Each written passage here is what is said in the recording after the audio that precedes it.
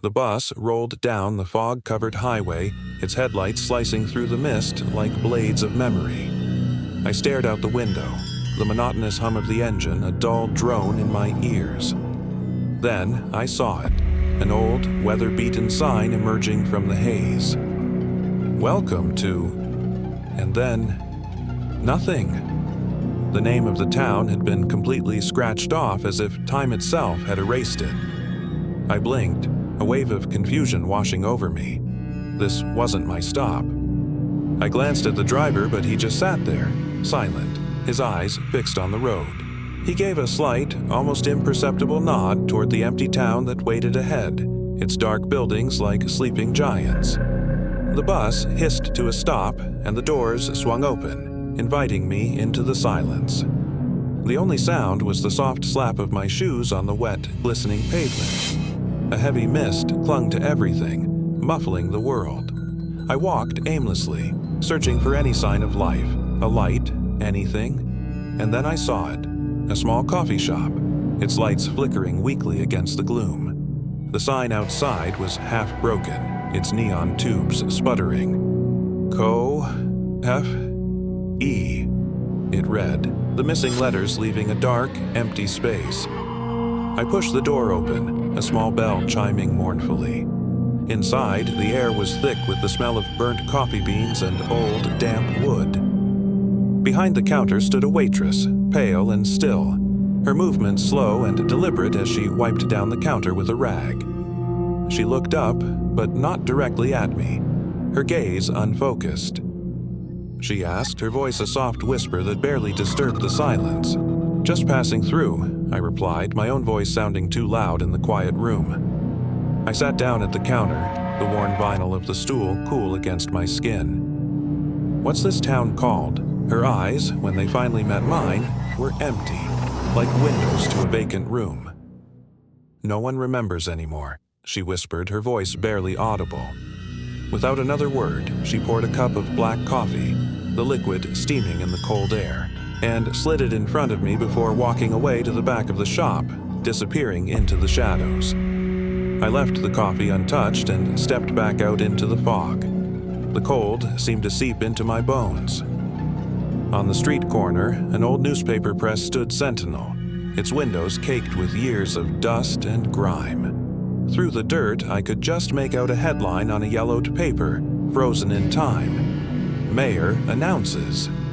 And then, just like the town sign, it was followed by a blank, empty space. A strange compulsion took hold of me.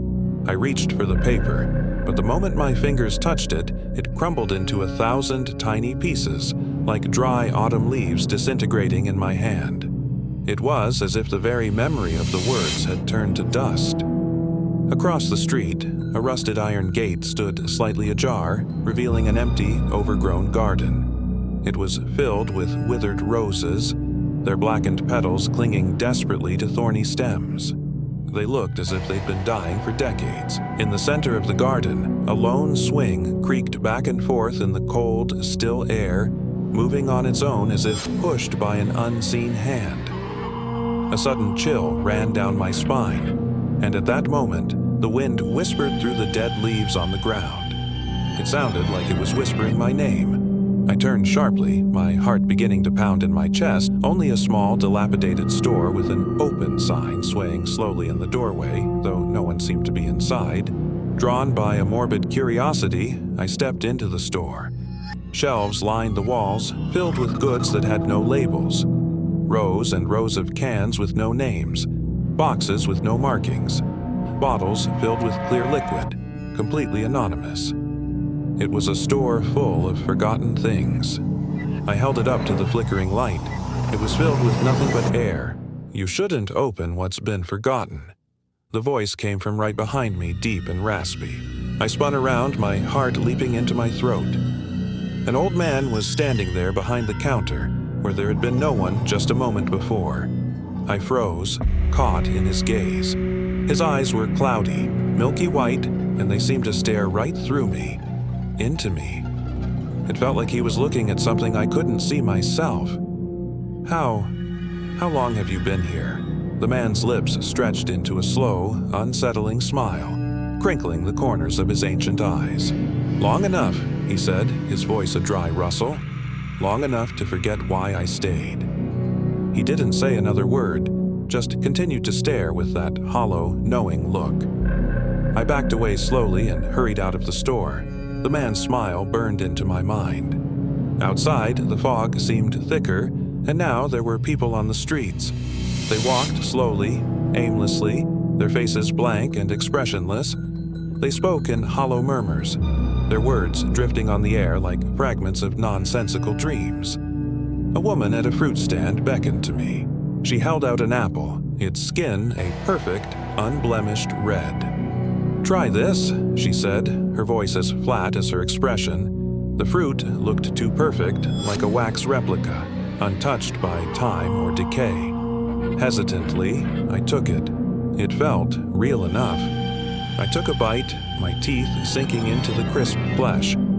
It was like biting into water, a void of flavor.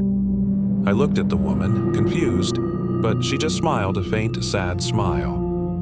"You'll remember soon," she murmured, and then turned away, rearranging her tasteless fruits. "Remember what?" The question echoed in my mind as I wandered further into the heart of the forgotten town. I passed a clothing store, its windows displaying mannequins dressed in dated, faded clothes. They all stood in stiff, unnatural poses. But what was truly strange was that every single one of them, in every window, was looking in the same direction, toward the large, dark hill that loomed at the edge of town. An unspoken command seemed to emanate from their silent, plastic stares. I felt an irresistible pull to follow their gaze, to see what they were all looking at. At the top of the hill stood a massive, derelict shopping mall. It was a ghost of a building, its glass doors shattered and gaping like open mouths. A thin layer of dust covered everything, softening the sharp edges of decay. A faint song echoed through the vast, empty halls, a haunting, old-fashioned tune like something from a bygone era. But there were no speakers, no source for the music. I walked past darkened escalators, frozen in place. As I moved, I noticed my reflection in the grimy shop windows, a shadowy figure moving beside me. But when I stopped, my reflection kept walking for a second before it, too, stopped. My blood ran cold. I stared at the figure in the glass, a distorted version of myself. "Who are you?" I whispered, my voice a strained breath. My reflection smiled back at me, a wide, chilling grin, before it dissolved completely into the darkness of the glass. Panic seized me. I bolted out of the mall, my heart pounding against my ribs, gasping for the damp, foggy air. As I stumbled back onto the street, I nearly collided with a small girl standing alone, holding a paper airplane. "What's your name?" I asked, breathless and desperate for a normal human interaction. She tilted her head, her eyes wide and curious but empty of recognition. "I forgot," she said simply, her voice clear as a bell. Then she held out the paper airplane to me. I took it, my fingers trembling. Unfolding it, I saw words written in a shaky, childlike hand. "Don't forget your name." My breath hitched. I looked up to ask her what she meant, but she was gone, vanished into the thick mist as if she were never there. Just then, a deep, resonant bell began to toll somewhere in the fog, though I could see no church, no tower. The sound echoed through the silent streets, a mournful countdown. I turned, instinctively looking back toward the coffee shop, back toward the street where I arrived. But the bus was gone, and when I caught my reflection in the shop's dark window, the face staring back was not my own. The eyes were pale and hollow, the mouth whispering words I wasn't saying, forming a name I was starting to forget. Not the quiet of a sleeping town, but a heavy, complete absence of sound. When morning came, it brought a strange, sterile calm. The newspaper boy, a phantom on his bike, pedaled through empty streets. He tossed papers onto porches, but no one came out to collect them. His movements were routine, a habit ingrained in a world that had forgotten why. Over at the corner coffee shop, the air was still thick with the ghost of yesterday's hustle. Steam rose in lazy spirals from half-full cups, the jazz music replaced by an unnerving hum. The barista was gone. My name is Sarah. I'm a florist. I opened my shop every dawn, same as always. But this morning, the door was unlocked. I know I locked it. I always lock it. Inside, the flowers were still fresh, but wrong. The reds were muted, the yellows pale, like a photograph left too long in the sun. Across the street, old Mr. Henderson was arranging his apples, but they had no scent. It was like the world had been painted over with a watercolor wash, beautiful but lifeless. The strangest part was the garden by the old church. It was full of people just sitting there. Still, their faces were calm, but their eyes were a million miles away. I called out a greeting and they smiled back, but their voices came a second too late, like an echo catching up to itself. I felt a knot of dread tighten in my stomach. I went to the local paper, hoping to find some answers. Mr. Clark was at his desk, his fingers flying across the typewriter keys. Over and over, he typed the same headline, "The Town That Forgot Its Name." I asked him why, who told him to write that. He just looked at me, confused.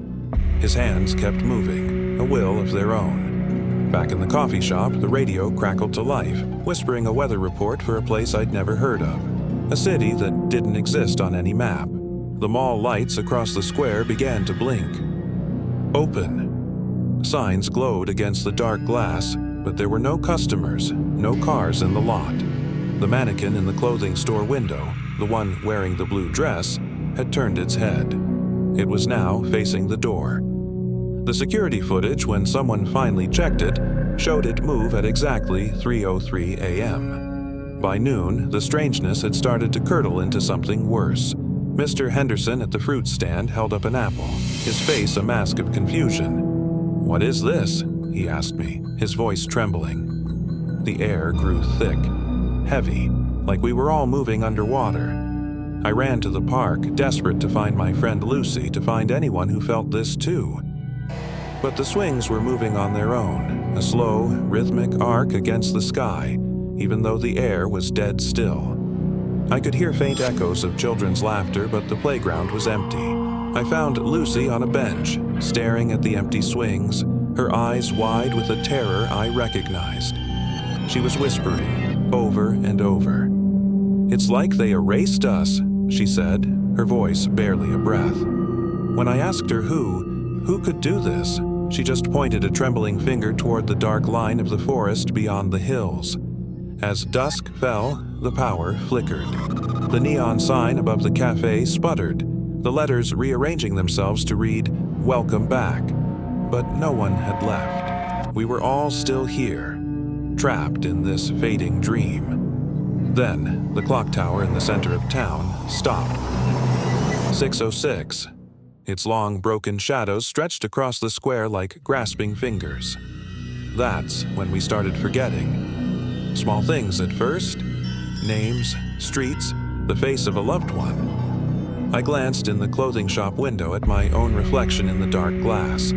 When I looked away, my face stayed there for a moment longer, a ghostly afterimage with a hollow smile. I screamed, but the sound felt muffled, swallowed by the thick, alien air. At the newspaper office, Mr. Clark printed his final edition. As the paper rolled off the press, the ink began to bleed, the words shifting on their own. The headline morphed, the letters dripping into a new, terrifying sentence. We were never here. Night didn't fall. It crashed down, sudden and absolute, like a cut in a film. The mall doors, heavy and automated, swung open into the darkness, though the wind had died completely. Inside, the mannequins were no longer in their neat displays. They were standing in a circle in the main atrium, their plastic hands almost touching, their blank painted eyes all turned toward the ceiling. A faint, tinny lullaby began to drift from the mall's speakers, the same one they played at the town's founding festival 100 years ago. I ran out into the streets, but they weren't my streets anymore. The road signs were blank, polished metal. The names were gone. The park had vanished. In its place stood a perfect reflection of my own flower shop, identical down to the tiny crack in the corner of the window. But inside this other version, I saw myself. I was moving, arranging flowers, a vacant, happy smile on my face, a puppet. I turned to run again, but the crowd from the garden was moving now. They walked in slow, synchronized steps, all of them coming toward me. Their eyes were empty, and their lips were forming my name. Sarah. Sarah. I stumbled backward, right into someone. It was Luce. Old. Her face was a web of wrinkles, her hair completely gray. She grabbed my arm, her grip like iron. "Don't remember them," she whispered, her voice urgent, terrified. "They remember you." And then she was gone, vanished into thin air, leaving only the faint scent of burnt roses. The air became frigid, dense. Every light in town went out at once, plunging me into total blackness. And then, a sound. A bell. It wasn't from the church. It was coming from beneath my feet, from deep underground. 1, 2, 3, all the way to 13. I ran through the pitch-black streets, my own panicked breaths echoing in the silence, but every turn led me back to the same place, the town square. The clock tower, its hands frozen at 6:06. But now they were trembling. I fell to my knees, heart hammering against my ribs, and looked up, and the clock ticked, backward, 1 second at a time. As it moved, the buildings around me began to fade, their outlines melting into a thick, swirling mist. I could hear ghosts, faint chatter from the coffee shop, the click-clack of Mr. Clark's typewriter, the distant mall music, echoes of a life caught in a loop somewhere behind the fog.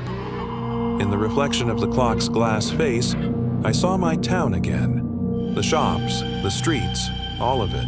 A sign hung on the door of my flower shop. Closed. Forever. I whispered to the fog, to the silence. "Where are we?"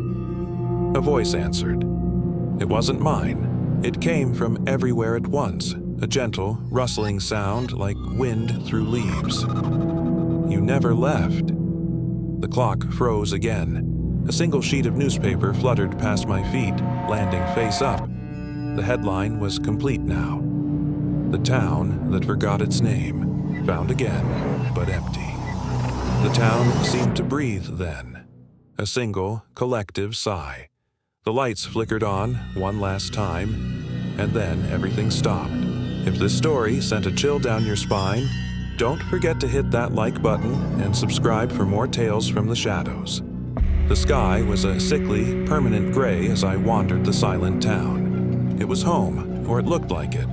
But every street, every turn just led me back here, to the town square. The fountain was still flowing, but the water, it was dark, thick, like ink spilling into the basin. I called out for her, for Leah, but my own voice was the only answer. It echoed back, but delayed, distorted, as if someone was mocking me just out of sight. The lights of the coffee shop flickered, a desperate Morse code in the gloom. I had to go in. It was open, just like it was before. And they were there. The same customers, sitting in the same seats, frozen in time. Their cups were full, untouched. Their eyes were hollow, vacant pits staring into nothing. And behind the counter was Leah. She smiled so gently and asked, "The usual." Her voice was a soothing balm, but her eyes, they weren't hers. They were wrong. Everything was wrong. "Leah," I whispered, my voice trembling. For a split second, her face fractured. Literally. Tiny cracks spread across her skin like a shattered porcelain doll. I stumbled back, a cold dread creeping up my spine. That's when the figures at the tables began to move. They stood up, one by one, their movements jerky, unnatural, like puppets on strings being pulled for the first time. I turned and ran. I burst into the old paper press building next door, the heavy thud of the machines a familiar rhythm. But the familiarity turned to horror. Freshly printed pages piled up on the floor, thousands of them. And on every single one was a photo of me, black and white. A picture of me, standing right where I was, right now, in this exact spot. My blood ran cold. The next page in the stack showed me turning toward the window. My body moved before my mind could process it. A slow, unwilling turn. And there, in the grimy glass, a dozen reflections of myself stared back. A dozen me's, all smiling that same horrifying, vacant smile. Panic seized me, a physical claw tearing at my throat. The bell from the fruit shop across the street started ringing. Ding, ding, ding. Faster and faster, a frantic, maddening rhythm, but the shop was empty. No one was there. The air grew thick, heavy, shadows pooling in the corners like spilled ink, creeping toward me. I had to get out, find open ground. I ran for the community garden. But it wasn't a garden anymore. It was a forest of statues. Stone figures of the townspeople, their hands over their hearts, faces tilted up to the gray sky in a silent, eternal prayer. My heart stopped. One of them. One of the statues was Leah. Her stone face captured in a moment of quiet hope. And next to her was me. A perfect stone replica, hand over my own heart. I screamed, a raw, guttural sound that was swallowed by the oppressive silence. The mall.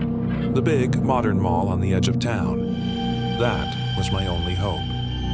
I sprinted toward it, the glass doors already shattered, a lonely wind howling through the empty halls. But they weren't empty. The mannequins, the ones that used to display the latest fashions, now had faces. My face. Dozens of them, on plastic bodies, each one smiling just a little too wide, their painted eyes following me as I ran. Then came the whisper. It wasn't one voice, but many, layered and deep, echoing through the cavernous space. Stay. It slithered into my ears. The town remembers its own. The floor trembled beneath my feet. The emergency lights began to flash, bathing everything in a hellish red glow. The store signs flickered, not with names, but with nonsensical symbols and words that twisted my mind. I scrambled back out into the street, but the world was dissolving. The road, the shops, the very sky itself. It was all blurring, folding into each other like a film reel stuck on a loop, replaying the same nightmare over and over. I was trapped.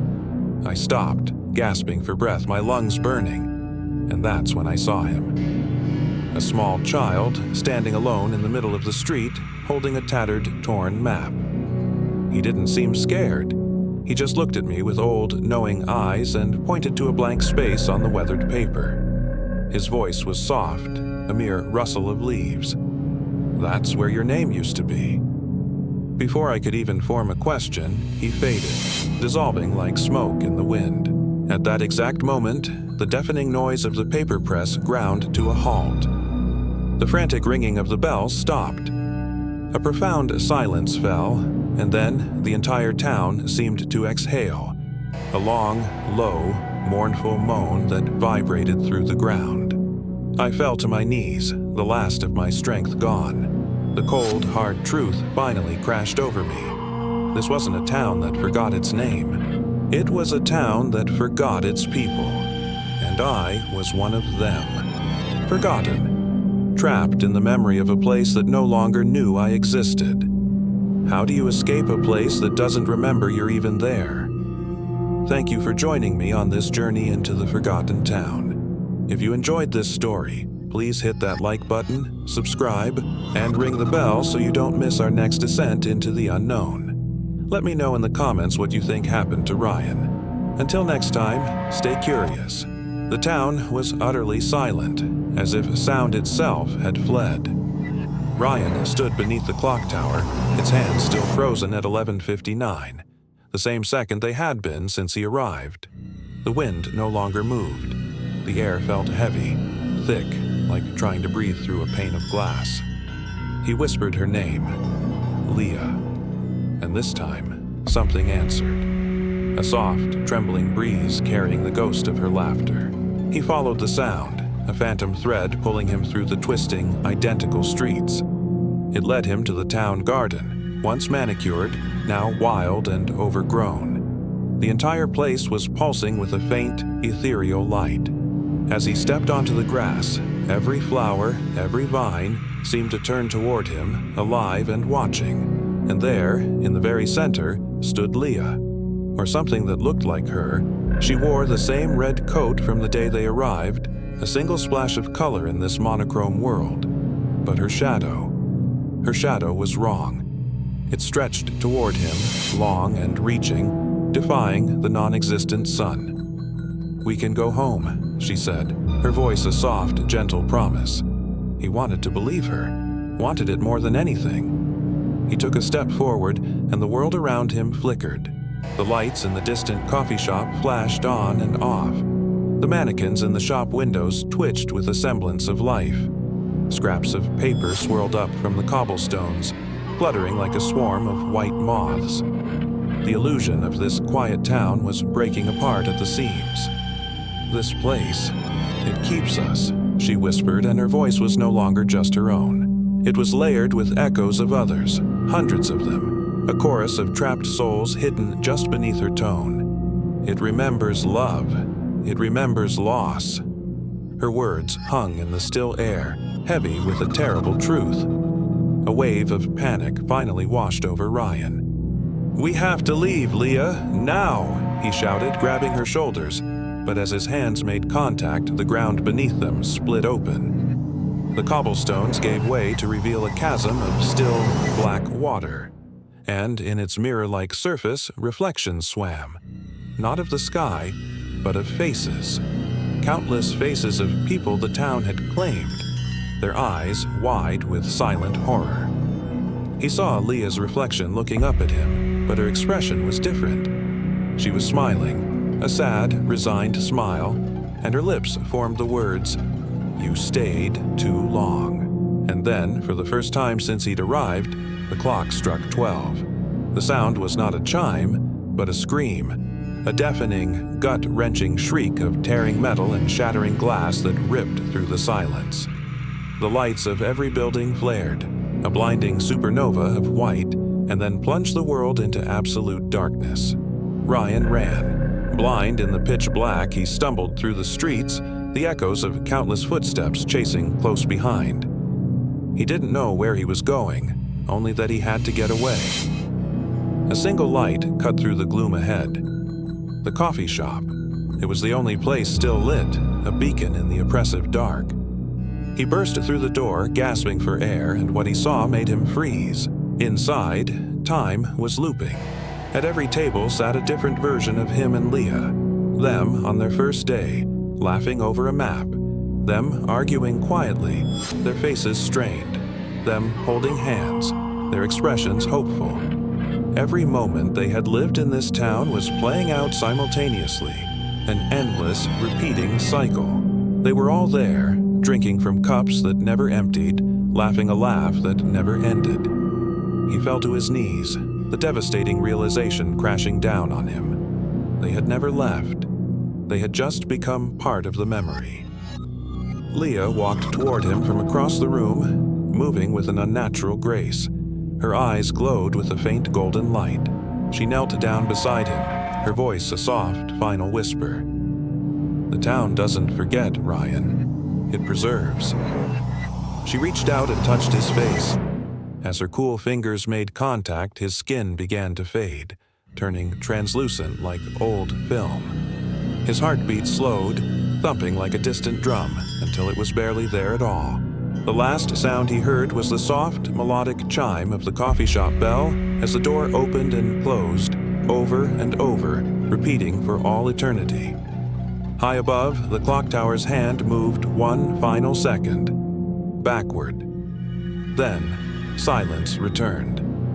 Days later, a thick mist rolled through the valley again, swallowing the silent streets. The fruit shop reopened, its bins mysteriously full. The lights in the mall flickered back to life. In the coffee shop, the cups filled themselves, steam rising into the quiet air. And on the road leading into the valley, new travelers arrived, tired, lost, looking for a town that appeared on no map. The sign at the entrance still read nothing, just a blank, weathered piece of wood. But if you listened very, very closely, you could hear a faint whisper carried on the wind. Welcome back.